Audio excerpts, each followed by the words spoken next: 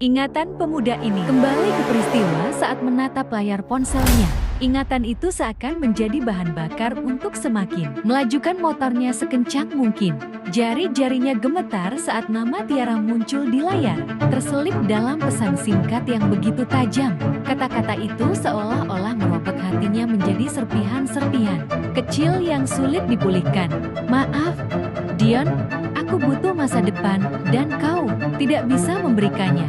Setiap kata terasa seperti luka yang tak akan sembuh. Tiara, perempuan yang selama ini ia perjuangkan dengan segala cinta dan harapan, memilih pergi, menggenggam tangan pria lain. Bahkan, kalimat terakhirnya itu kau tak bisa memberikannya. Terus berputar dalam pikirannya, menginjak-injak setiap asa yang pernah ia bangun. Dunia terasa menipis di hadapannya. Dion meremas ponselnya dengan tangan gemetar, sesak di dadanya. Lelaki mana yang tak hancur saat cinta sejatinya memilih jalan lain? Namun, rasa sakit itu tak dapat ia tanggung lebih lama lagi. Dengan langkah pasti namun terburu-buru, ia meraih kunci motornya dan menyalakan mesin.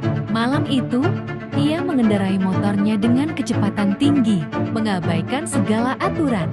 Tak ada tujuan, tak ada arah, hanya ingin pergi sejauh mungkin dari kenyataan yang menyakitkan. Hingga akhirnya, ia tiba di sebuah tempat yang tak pernah ia kenal sebelumnya.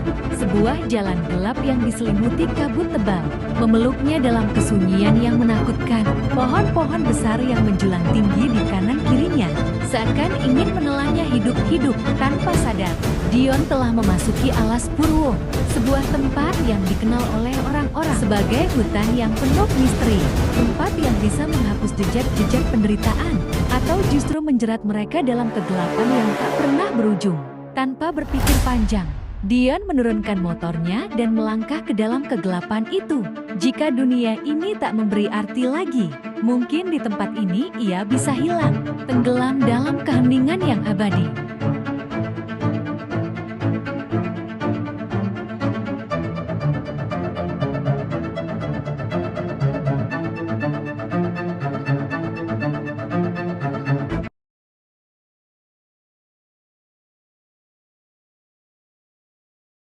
Langkah Dion berat, pikirannya kosong. Di tengah kegelapan hutan yang memeluknya, ia merasa ada sesuatu yang mengawasinya. Tiba-tiba, suara ranting yang patah terdengar jelas di belakangnya.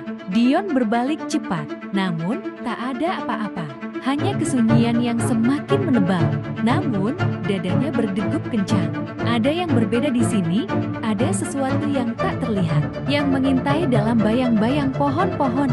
Lalu, suara itu muncul lembut, memecah kesunyian. Sebuah doa yang lantunannya begitu tenang, begitu dalam, seakan menyentuh jiwa yang sedang rapuh.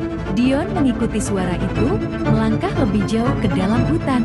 Akhirnya, di atas batu besar yang seolah ditinggalkan oleh waktu, ia menemukan seorang lelaki tua, berjubah putih, wajahnya dihiasi kerutan-kerutan yang dalam, namun matanya memancarkan kedamaian. Lelaki itu menatapnya dengan pandangan yang seolah bisa menembus hingga ke kedalaman hatinya. Kau tersesat, nak. Suaranya dalam, menenangkan. Dion menghela nafas panjang. Aku ingin hilang. Mbah, aku tidak punya siapa-siapa lagi. Suaranya bergetar, penuh luka yang tak mampu ia sembunyikan. Lelaki tua itu menatapnya lama, lalu tersenyum tipis. Mungkin kau tidak kehilangan segalanya. Kau hanya belum menemukan apa yang sebenarnya kau cari. Dion terdiam. Kata-kata itu menyentuh tempat yang terlupakan dalam dirinya. Apakah ia benar-benar telah kehilangan segalanya? Lihatlah dirimu, lanjut lelaki itu. Apa yang membuatmu putus asa? Seorang perempuan, cinta. Dion menunduk, matanya terasa panas. Aku gagal. Mbah, aku tak punya pekerjaan, tak punya harapan. Aku hanya beban bagi dunia. Lelaki itu tertawa kecil, suaranya hangat dan menenangkan. Dengar, nah, hidup ini lebih dari sekadar cinta dan penolakan. Cinta bukanlah satu-satunya alasan untuk hidup. Kau harus belajar berdiri kembali. Dion memandang lelaki tua itu dengan tatapan penuh keraguan. Apa yang harus kulakukan? Mbah Joyo tersenyum penuh kebijaksanaan. Ikuti aku akan mengajarimu. Bukan hanya untuk bertahan hidup, tetapi untuk hidup dengan makna yang sesungguhnya.